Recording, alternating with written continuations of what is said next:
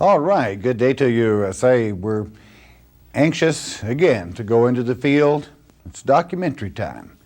And how precious it is as we move throughout these United States and in Central America, looking for those signs that were left long, long ago, some ancient, some not so ancient, and we thank our Father for the privilege that we have in piecing together the puzzle of the migrations of various peoples.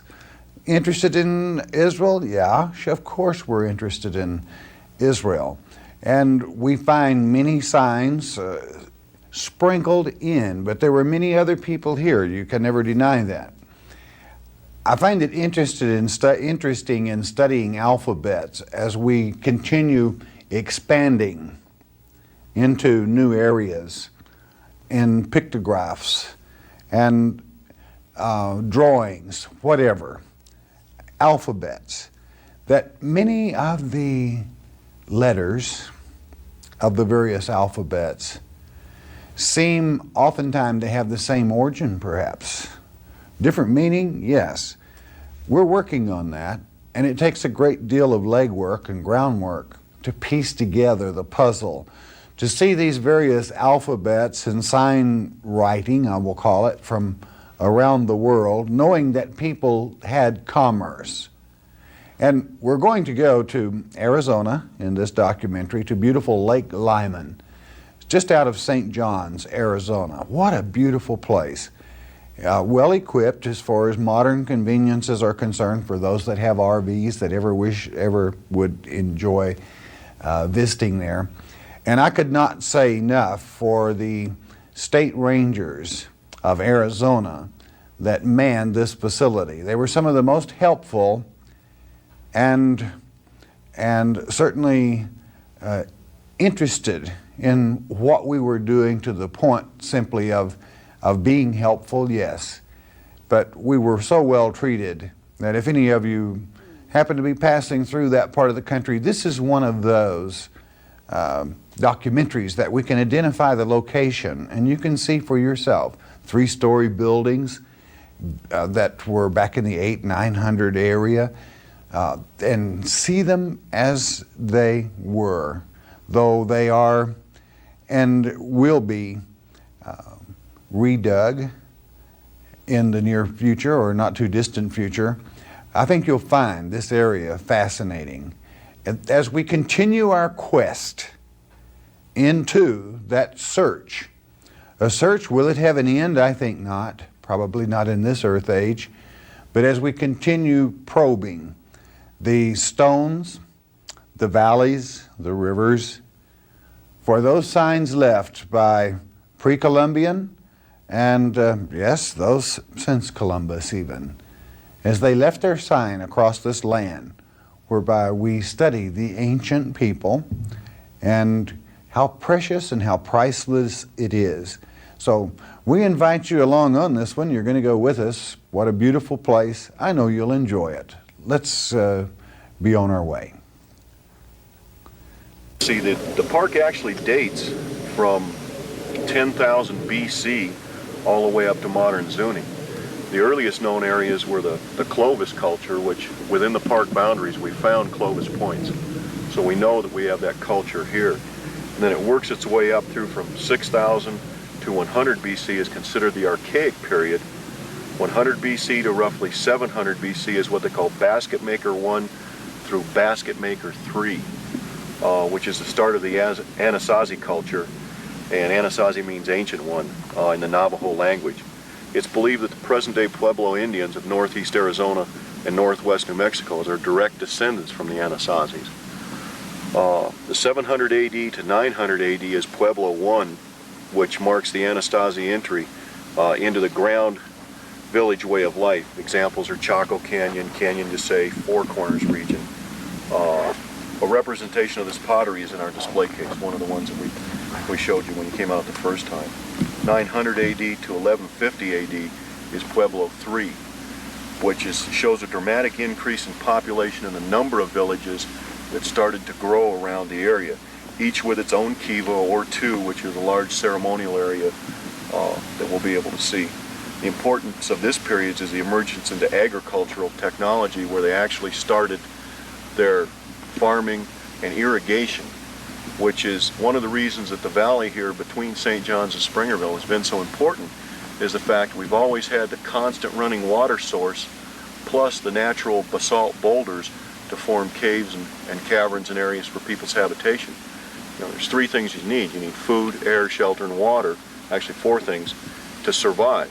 Well, this area stretched down here provided it all.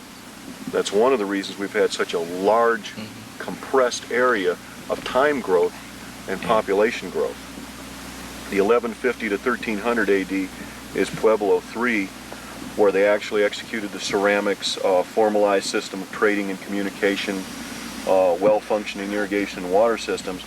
And then from 1300 AD to 1590 AD, which is Pueblo IV, that's right around, that was the peak of their culture, their polychrome culture, where you get the really pretty four-color pots and ceramics.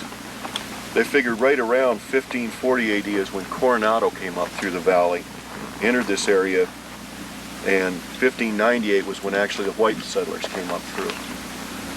The trail area we're going to follow up through here in the rock art, we're going to see dates from archaic period all the way up to, from what we've been told, modern Zuni. So we're going to see a large time period of stuff. That's great. Great. See, here's the first trail marker, the world famous Valvoline That's can. the Valvoline, yeah. Yeah. we use natural stuff to follow our way through here. I get myself in trouble. You've got two distinct types of petroglyphs. One of the outstanding features is this little squiggly up here is what we kind of refer to the park here as our snake symbol. It shows up more and more almost on every rock you'll find around here. This type right here was pecked out using a stone tool, and then probably a bone tool, and then actually rubbed out. That's why it's so distinct looking. This type down here, the design, the Xing design, was strictly just a pecking. You'll find 4 to 5 distinct types of petroglyph makeup, where you actually, the earliest type is what they call archaic, and it's just a scratch on the rock. We'll see some of those a little later on.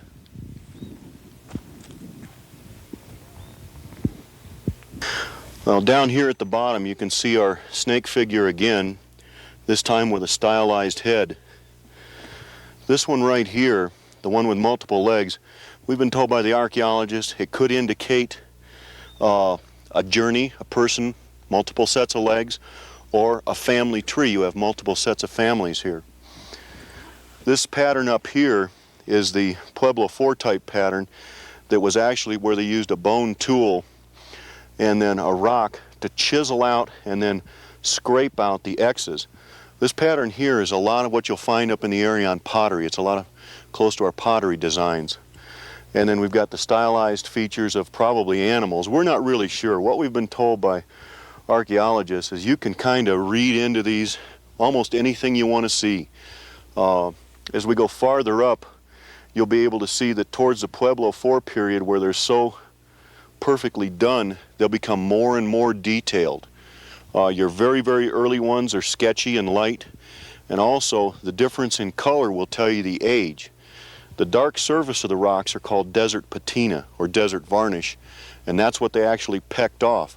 So the older rocks that have been exposed to the sun longer, these petroglyphs will be lighter and darker, and you'll actually see petroglyphs laid on top of other petroglyphs as we go farther up the trail.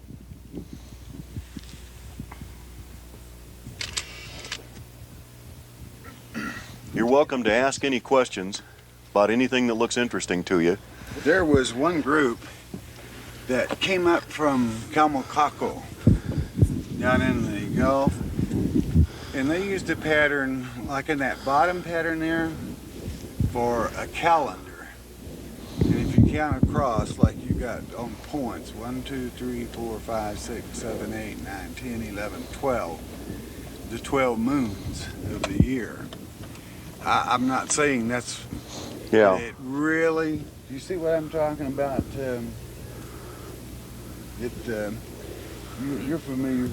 All the ones we'll see have had almost no late model vandalism. Yeah. In fact, what we'll show you about 2 more rocks up is we'll show you what the petroglyphologists used to call late model vandalism. What they now have figured out is actually archaic petroglyphs. Because of the time period and the way they're laid on top of each other, it would have been physically impossible to do what has been done late model and have it happen. They say we could leave some equipment if we were coming back by. Oh, we can come back right back by here. Just right up by that shrub right up there. There's not, you can't really feel any difference. The other thing is you shouldn't touch it. Our hand oil will cause a deterioration after More a so period of than the time. erosion even. Oh yeah. The oils evidently on our hands are extremely corrosive to the patina in the area. And what are the dark? You know, This see is, how it seems like well, the this base is of actually it's- where rock is sheared off over the period of years. And this is older. The level, the face level here is Right. older than what's here. Yes, I mean, Yeah. as far as exposure wise. time-wise, yeah. That's the other thing they're having trouble dating them, is depending on which way they're pointing towards the sun, is how much sun exposure they get. Okay, the stylized person right here, from what we've been told, is when you show a three-toed person, they were a normal, everyday, common person. When you start to pick up more than 3 toes, the 4 or 5 fingers, then you were talking about chiefs, shamans, that type of person. This swirl right here, we've been told by different archaeologists, it indicates possibly a cave, an area, habitation, or down into. Farther on the rocks, we've actually got an area like this that looks like the map of what we're going to be walking up. Here again is our snake figure that shows up on almost all of our rocks. This one, these 2 little figures here with the toes, I really have no idea what they represent. Down here we have a very early one. You can just barely make it out by the shading. And that's the way the desert patina wears and actually discolors as the years go by.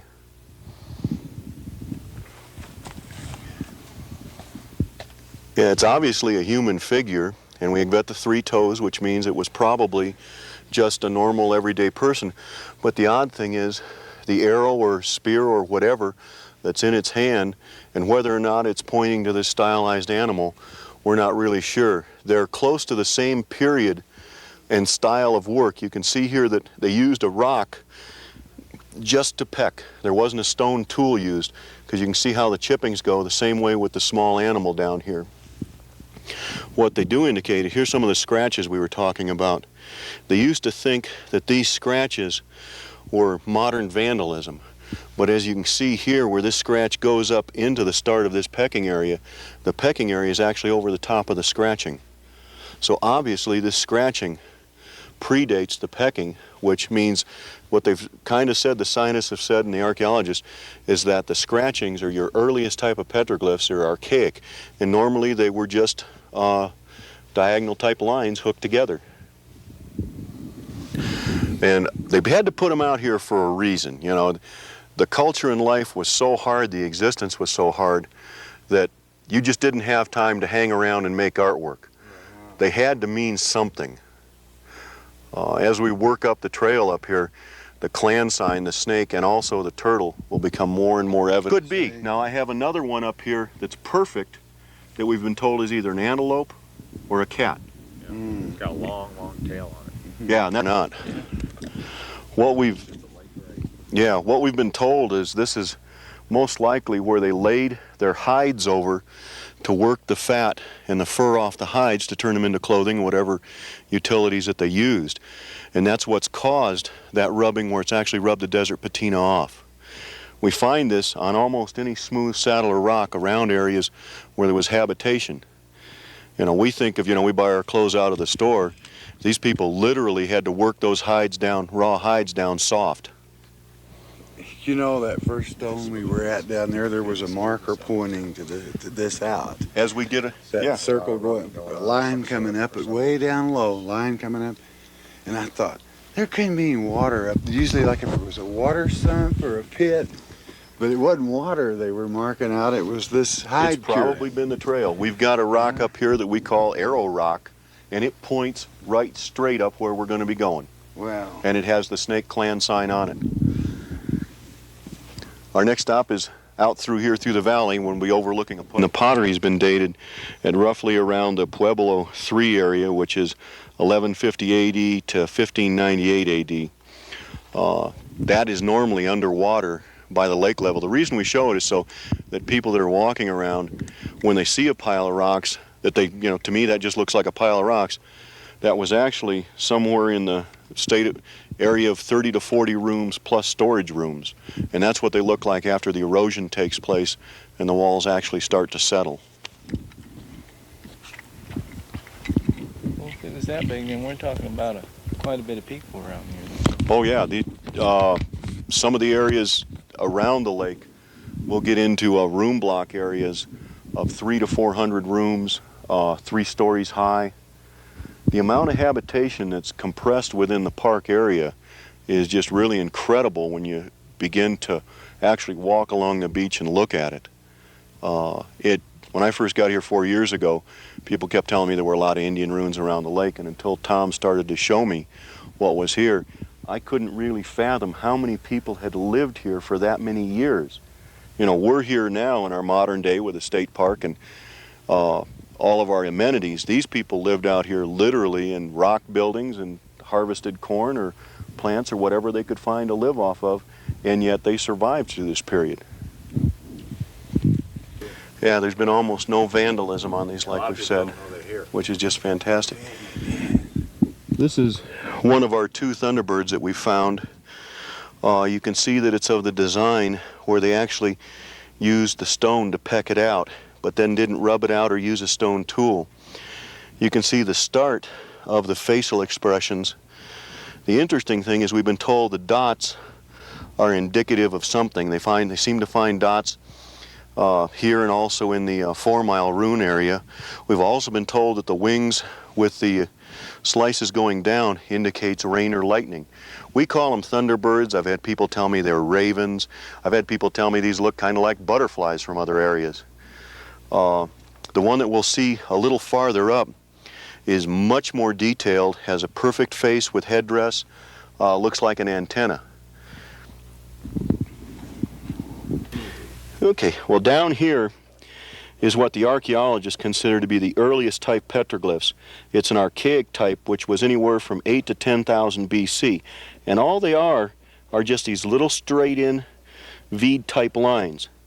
Originally, they thought these were actually graffiti done by modern people, but when they started to look closer, they found out that these scratched lines go underneath this pecked out figure, which when you go through time frame, your first type of petroglyph was just a straight scratching. Your second type is up in this direction, which was just where they took a rock and rubbed it, trying to get some type of stylized picture out. That's your second time frame. Your third time frame goes back down to the V'd lines area where they just took a rock and they pecked out the picture. And a lot of these areas are quite stylized. When you go into your latest and most stylized or most exact type, you come up into a type that was pecked out using probably a bone tool with a stone and actually chiseled out where they're concave. This one right here is real significant for us at the park because it's a turtle. And just 70 miles north east of us is the Zuni Reservation, which is still to this day known as the Turtle Tribe or Turtle Clan. They come overland from Zuni, 70 miles down to the park's buffalo pen in 2 or 3 ceremonies a year to come down to hunt their turtles and actually take them back for whatever their religious ceremonies are. This rock right here represents, from what we've been told by the archaeologists, from like 10,000 years BC all the way up to 1500 AD. There was habitation in this valley and people actually drawing these pictures on these rocks. We're going to move on up around this rock and actually pick up the original trail that these all seem to follow up to our main rock, which we call Ultimate Rock at the top of the trail.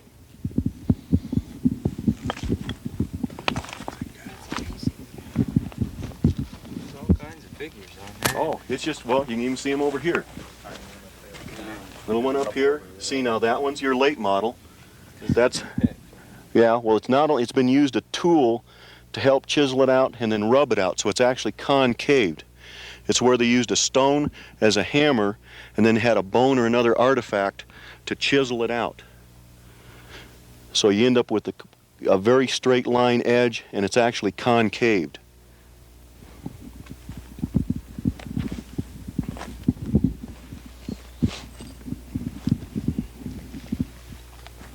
When the grass starts to grow, we had grass on both sides, but nothing on this trail.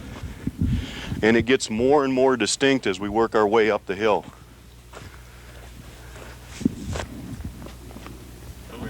Okay.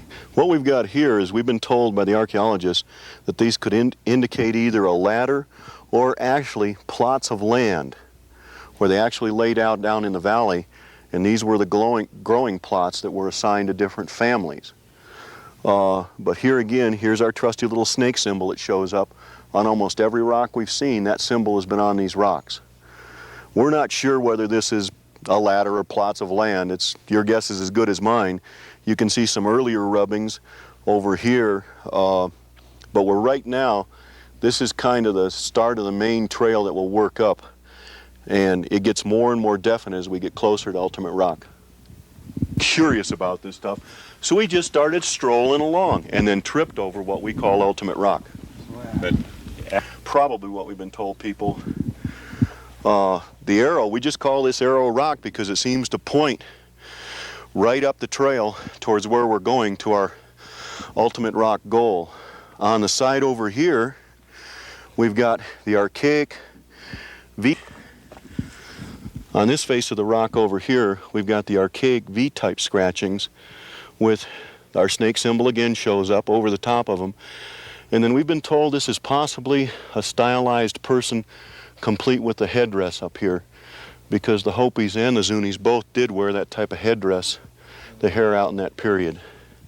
And this is directly on up the trail that we'll be moving.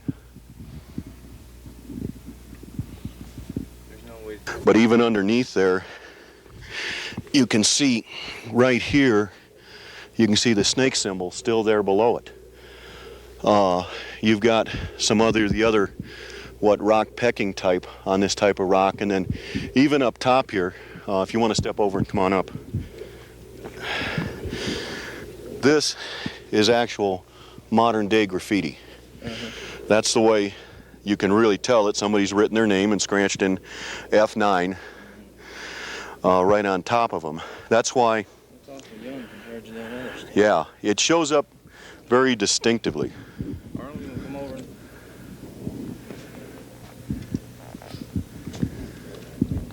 That's just another figure there. Of some Yeah, kind, huh? that's just, it's a, well, that's your basic rock type pecking figure, which would be your third style.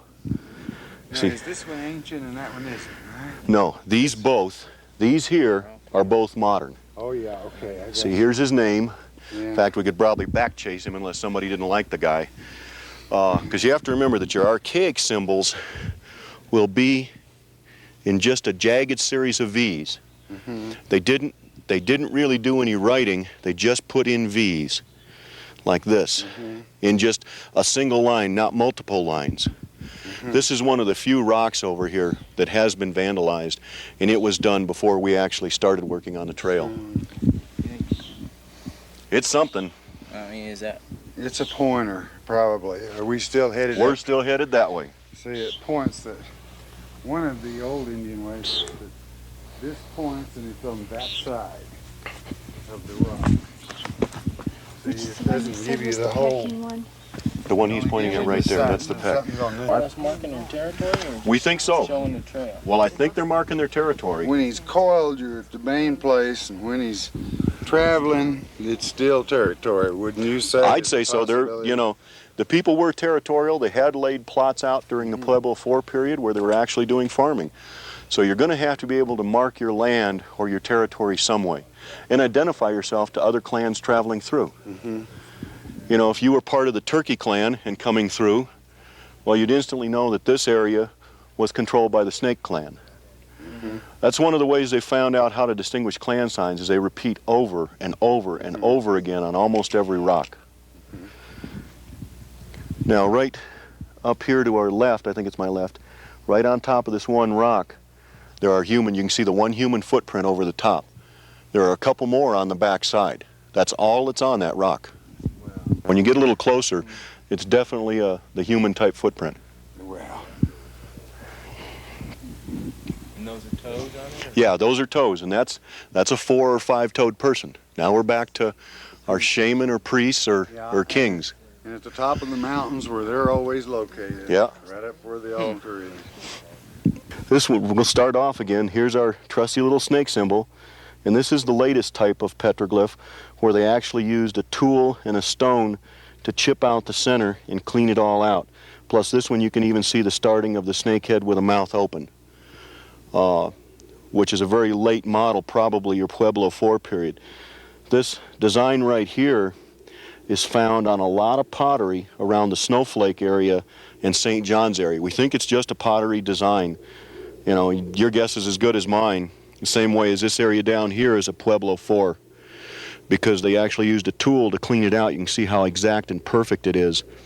But yet it's still in that same type V that the early Archaic period was done in.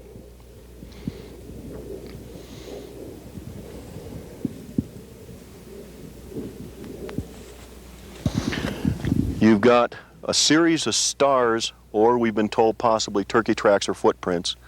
Here's our little turtle symbol again that shows up, and probably some other types of animals, no telling what they are. And it's these here are your 4th type stylized version, where they not only chipped them out, but they scraped them. They're extremely concaved and dug out from the centers.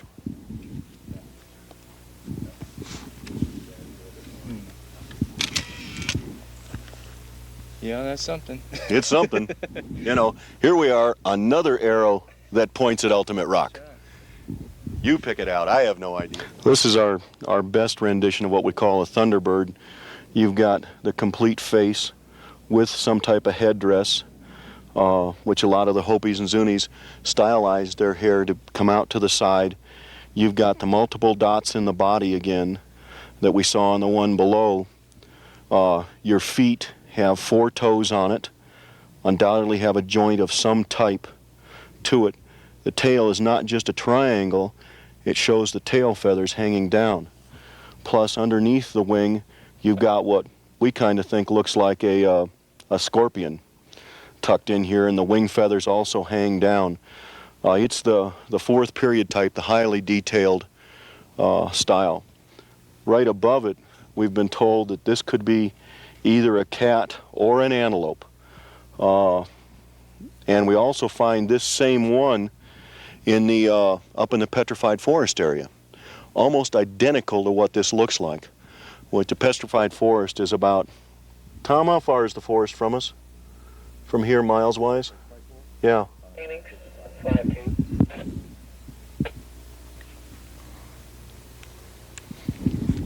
We find this one up in the petrified forest almost identical.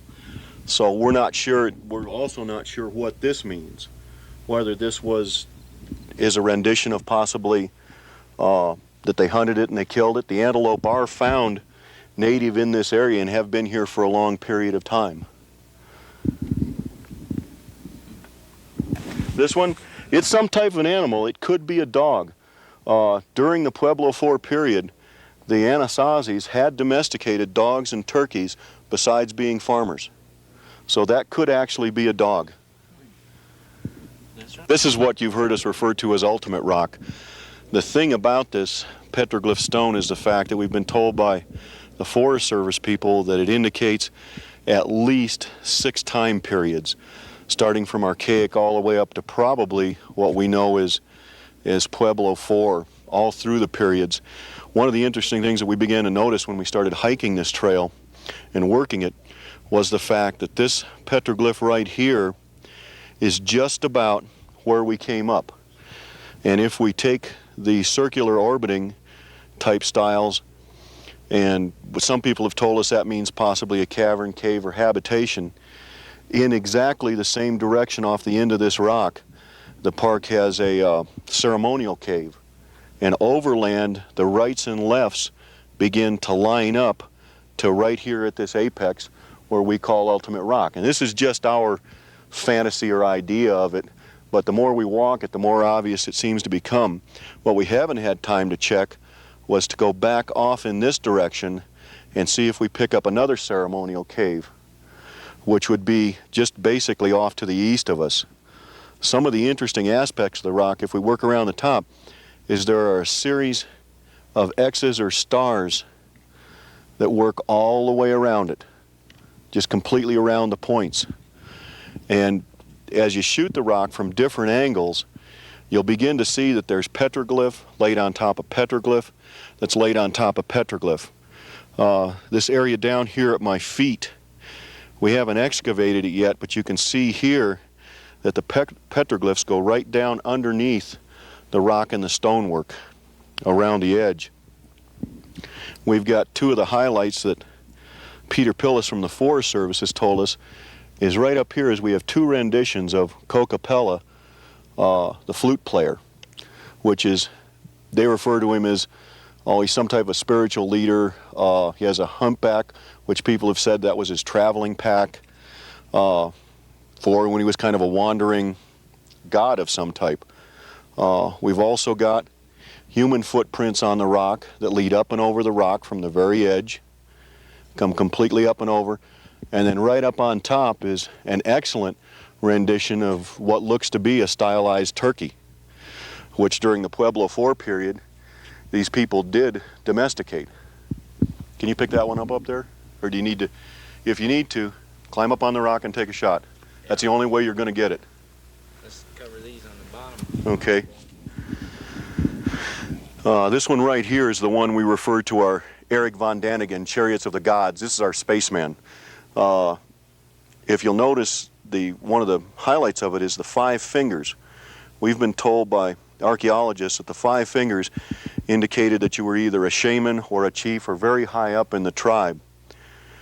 What people refer to as the helmet or the space helmet was actually probably the aura supplied by the hallucinogens that the Indians took.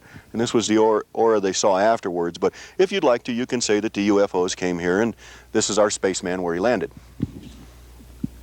Hey, I don't know what this stuff means. You know, I've just been told by other people. We've got another rendition of the humpback flute player, Kokopela, here. It's no matter which direction you shoot this rock from, you keep coming up with lighter and darker petroglyphs every place. They're just laid on top of each other.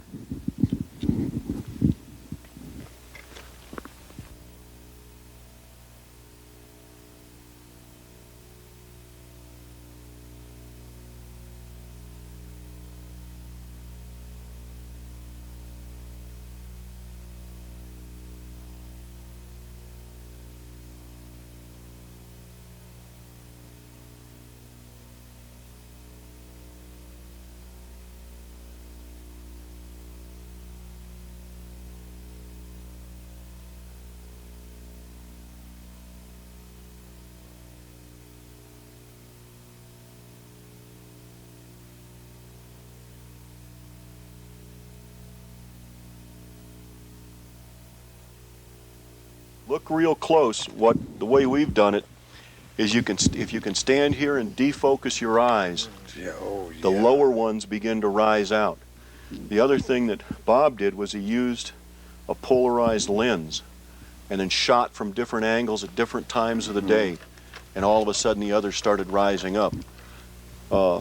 Peter Pillis, who's from the Forest Service, walked up here, and because of this one rock right here, next year they'll be bringing the Petroglyphology School to the park. Because of the time zones and what's represented here, he's never seen a more condensed area. You know, you've got your little animals, and then you've got something under here. So they're probably going to excavate down to the bottom of the rock. They probably will. If they don't, we will. I've got to pull this back, and then we'll come up with a fencing, just a low fencing here to keep people back. Good, good. Because, as I said, on August 6th, there will be a designated trail that comes up here. Well, you figure that even on this rock down low, you can see the archaic scratchings, which are 10,000 years BC, and then we can go all the way up to the Cocapella figures of the 4 stylized version, which is about 1500 AD, all represented on this rock. Actually, where he's standing right under his feet is another petroglyph that was done before the rock split. Yeah. I'm sorry. That's okay. I understand that we're going to have to do this a little bit. We walked all over this thing trying to figure out how to shoot it. You know, and unless you had a crane up here, there's only one way to do it. Yeah. But that's one of the reasons when the school comes back next year, they will do every glyph on here and probably give us overlays. We're hoping for plastic overlays that we can go back through the time periods and say, okay, here's the first layer, here's the second layer, and we'll use that for our interpretive programs with the schools and folks that come to visit us, to try to give them a real feeling for how extensive this rock is. You get some of that old stuff out from under there on the overlay, you'll be surprised over it. Oh, it's probably going to be, every time I come up and look at it, I come up on an average about once every 2 weeks bringing a tour group up like yourself or other people, and I see more each time I come up. What's really got me interested, though, is the possibility that that could be the trail. You know, I would say so, and I would say that those stars or crosses mark out their overall Well, map. if you want to see how close it is, if you stand over here, Doctor, and look straight through this gap, you see that dark slot in the hillside over there? Uh-huh. On the back side of that slot is the ceremonial cave. Wow. Well, that would just about put you over Oh, there. for Yep. heaven's sakes. And that's That means you got another one over here. right. And we're going to, when we walk back, we will walk down another trail that does exactly what we're going to do. Yeah, wow. We just have not located that other structure, whether it be a pueblo or a cave. About a year and a half ago, Tom Fisher was walking along the shoreline here to the lake when he noticed this outline. And at that time, sticking on the ground right in this area were about 7 complete pots. Plus, right over in here, there was a clay hearth, which was actually the cooking hearth used during this period. What has happened to the site is about 6 months after that, we had some vandals come in looking for pots and run sticks through the ground, breaking up the hearth, breaking up the general area, destroying most of the pottery. This pottery from the era is about 750 AD, is characterized as just ugly. It's just black. Sometimes it's red. It's very rough. It doesn't look like it's kiln fired or anything else. We've got some of the pictures that you took in the office of that dark pottery are the pieces that we've glued back together and brought over after the damage was done. The archaeologists have told us that this whole area in here probably comprises about 50 or 70 rooms with burials. We found one adult burial and one child skeleton back in here that's now starting to come to surface. We've been told by the archaeologists that we probably have one of the few sites, Adamanan sites in Arizona, that has burials still in it. Top on our way through. It's the pit. This is a storage, probably a grain storage area next to one of large pit houses. We're just right up above the bluff where the Adamanan sites are located at. And you can overlook the valley and see where a lot of the agricultural farming took place.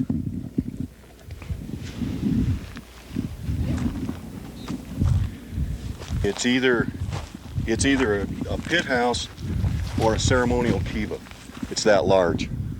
But it's one of about 5 surrounding the circumference of the rocks that we have here in the cave that we'll be working around. Everything, the trail and area we're working up through now, all culminates at a ceremonial cave. So basically the tour we've started at was we went through some archaic time. We've come up into 700 BC. This is probably up into the Anasazi Pueblo 2 or 3, which is 1000 AD right in there, 1200. Then we're going to work our way all the way up to the Pueblo 4 period of the Anasazis, which is around 1500. Told us This area all through here has had constant habitation at one time or another, from prehistoric all the way up to our modern people. That's the reason on all the slopes that we're walking on, you'll see what they refer to as burial brush that indicates ground disturbance in years past. It's one of the key highlighters that'll tell you that something has happened to the earth in that area that was artificially disturbed in some way.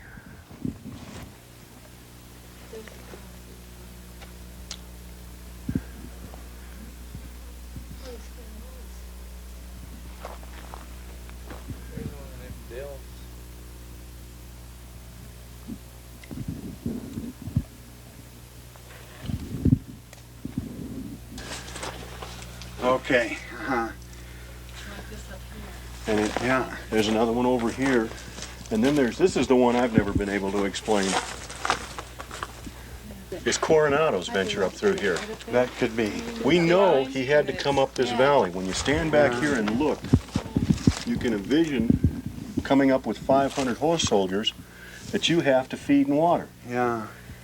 You're not going to go very far off the beaten path. It's what we've seen on the other ones up here that to us look like that spiral that goes to the So center. we're showing the Right. cave over here. And see, we are on the direct line up to the cave now. Yeah. Basically, this is the entrance to the ceremonial cave at Lyman Lake State Park. It's known, the archaeologists have kind of called it, for some reason it shows up in the readings as the Thule Cave, probably because that in the period that it was used, there were a lot of reeds and tules along the riverbed.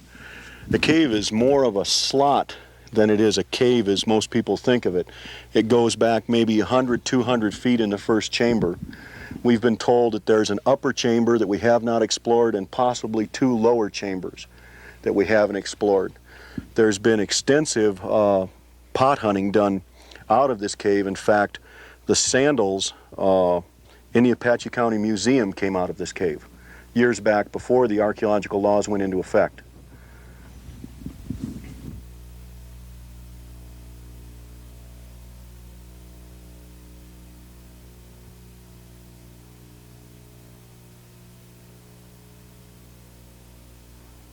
We're going to be going the Bakaroons. You look straight down the lake here. You'll see a yellow spot within the brown and green bushes way down there. Just one little yellow, looks like bump. Straight down from us. That is a 3-story pueblo. Okay, there I got it now. Yeah.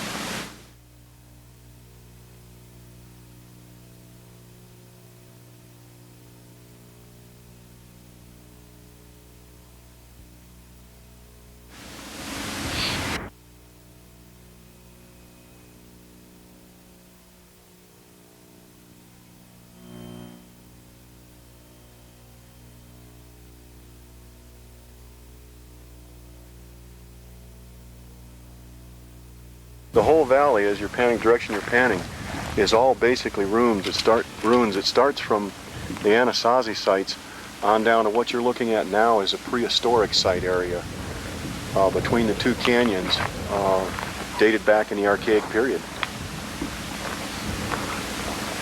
If you continue to sweep in that direction, you'll see where we went up and into the hills to go up the Petroglyph Trail. Yeah, over there, right? Yeah. On the other side of that ridge. A little farther along. Kind of aim right through that green spot at the island. There you go.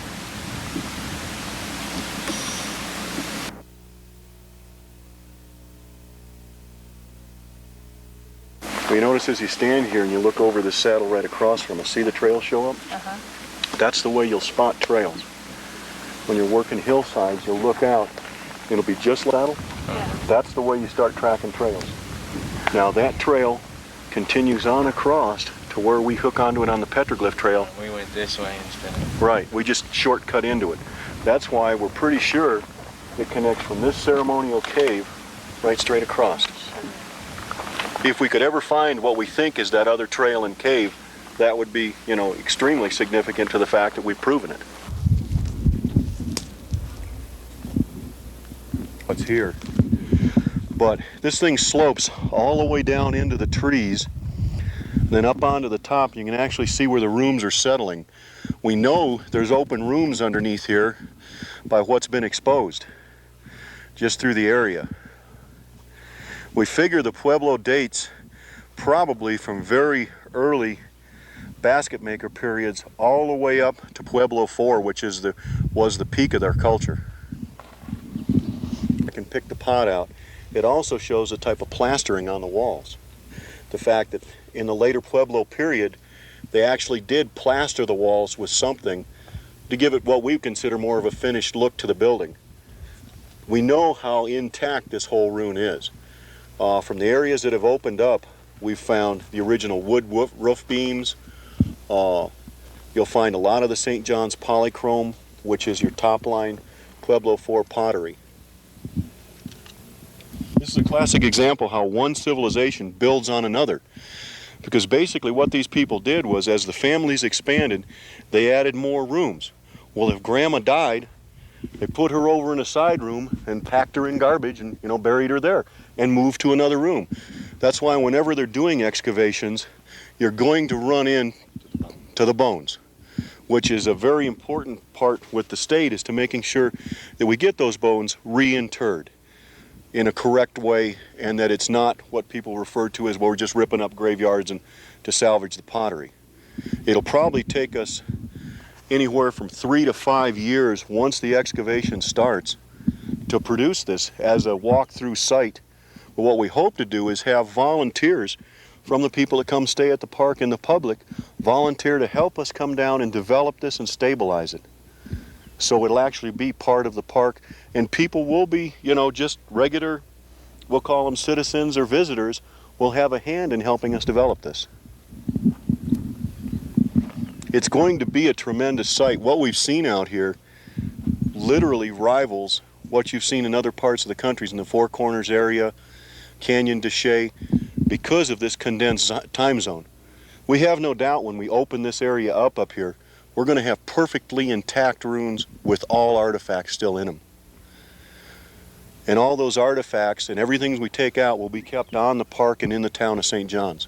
This particular site is one of the most interesting sites that we've been through this documentary. Think about it, 3 stories.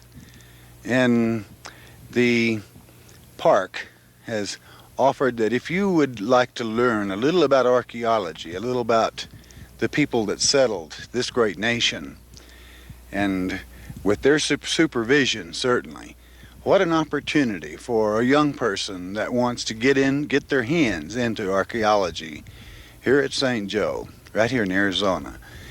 I think that there's going to be some great finds in this. It's a virgin dig, you might as well say. So here's your chance. Here, don't hold back. If you've ever thought that you might like to gain some experience, get in touch with the name, telephone, or address that you will be given, and let them know your feelings. But this is your chance to pay a little back, perhaps for the success you've had in life, to understanding those that walked this land in the beginning. Been done by illegal pot digging. You got And there's more of them. As we work around the ruin, you'll be able to see all of the areas where our pot diggers have worked. We're getting much better response from the folks about it slowing down and stopping. That's one of our main reasons that we want to start the excavation as quickly as possible, because we know habitation's been here since prehistoric times, since ancient times of roughly 1000 BC. Yeah. And then all the way back up to what we know as modern Zuni. So probably these ruins will date back that far. Yeah. I'm sure that as they go down and get into the bottom of this, and that there's no telling what'll be found. Yeah, that's what's exciting to me is it could the first overlayer is where you're going to find your really nice, fancy, high material pots. Mm-hmm. But what I'm interested in is when we really go down Yeah. and get back into ancient times. Yes, I want to thank Dr. Barry Fell. I'm going to be pulling from his number 19 volume of Aesop. And there's quite a bit here about Calmacaco down in Mexico, down in just off the Gulf of Mexico, where Remember the bricks that we once before spoke of? And hopefully someday we're going to go down there and do a documentary that, as Kevin had pointed out, a cross in this area. That naturally, that's Christian influence. It is ironic that here we have a valley, both from Springerville down through St. John, and especially here at Lake Lyman, where you see so much activity, where there was farming, there were modern dwelling places, certainly for that time. And many pictoglyphs, as you have been shown, as we walk this trail of the glyphs. But here, this is what we look for. And this is what is very interesting. As you will see, Kevin pointing out here a cross, and then there that's in the Lake Lyman Park, a very beautiful cross, very distinct. Perhaps this shot would not do it justice, but it is a perfect cross and it is obvious Christian. And I want to then go, if I can, to a cut from Esoph, number 19. And I want you to see these various crosses that were found on brick in Calmacocco. Now, the interesting thing is that they are precisely a duplicate, you might say, of those found in the Britons in the Paris Basin, which the story you will find covered in detail in volume 19 of Esoph. But what does this mean? I want you to think about it a moment. What does it mean to have these Christian crosses? Now, if we take that has been found at Calmacocco, we believe that approximately the year 127 AD, that men traveled from Europe. They came down into the Gulf of Mexico, no doubt searching for gold. I don't think there would be any doubt about that, precious metals and so forth, and left signs as they built the city there. And of course there were many other peoples. But the age of this cross, approximately, as it is found here in this particular part of Arizona, is something like that we have found in the Rio Grande as well. So what does it mean? It means among all these pictoglyphs that were certainly, I would not call them non-Christian, but not by a Christian scribe, let's say, and then all of a sudden this beautiful artifact just jumps out at you, knowing then that there was an influx. Some, and I'm speaking here and thinking in my mind about the quest that we make for truth. And within that, some would say, well, this is probably just a copy. Well, for someone to have even copied something, they had to see the real thing before they could make the copy. So to me it makes, naturally you like that was done by the Christian hand, or whatever the case might be, the authentic. But even if it's a copy, you know there was a commerce there.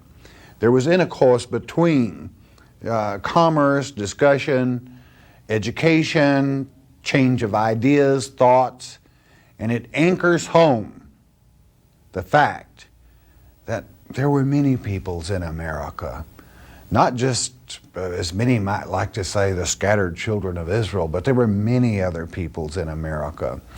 We know as we go on to the coast that the Orientals were in the Americas at one time or the other. And we have the Vikings to the north. We have the Irish that, well, they pop up about everywhere. But the priest and scribes, the Levitical priests that traveled up and down the Ohio Valley. And that magnificent Bat Creek stone, I will never forget in making the translation. As one, I would say one of the very few scholars of the Masorah left living today, that as the string came to me, there was so much humor in the way that the priest hid his thought that it could not help but bring joy and almost laughter to me, not only for having ciphered the string, but for seeing his humor as he would place this, knowing that no one could understand except a scholar of the Masra, which meant it was a scribe that had credentials that would place him, or God's gift, let's say, up in the Baruch category. So how precious it is as we continue finding this commerce, the intermix, and then we come up with alphabets in later times. We have observed the Cherokees as we have traced this trail. I assure you there is a deeper reason for that as we look at that alphabet, and there's some work being done at this time. So here we have this beautiful cross, a cross that we see up the Rio Grande River, in Calmacaco, and yes, here at Lake Lyman, this beautiful Christian cross, meaning yes, they were here as well. And we thank our Father for the privilege of being able to investigate and to search. For you see, beloved, when you document God's Word in stone, this brings many people to Him saying, no, it's not just a book that some monk dreamed up or something of that nature. No, nothing intended in that remark, certainly. But it lives, it is vivacious, and it proves itself because these scatterings and the migrations are real. If you take just a moment, I thank our Father that we have the ability to travel to beautiful spots such as Lake Lyman, to bring this reality straight to you, whereby you know and understand and can draw from these things. They're our heritage, beloved, straight and pure, our heritage, and how we enjoy bringing it to you.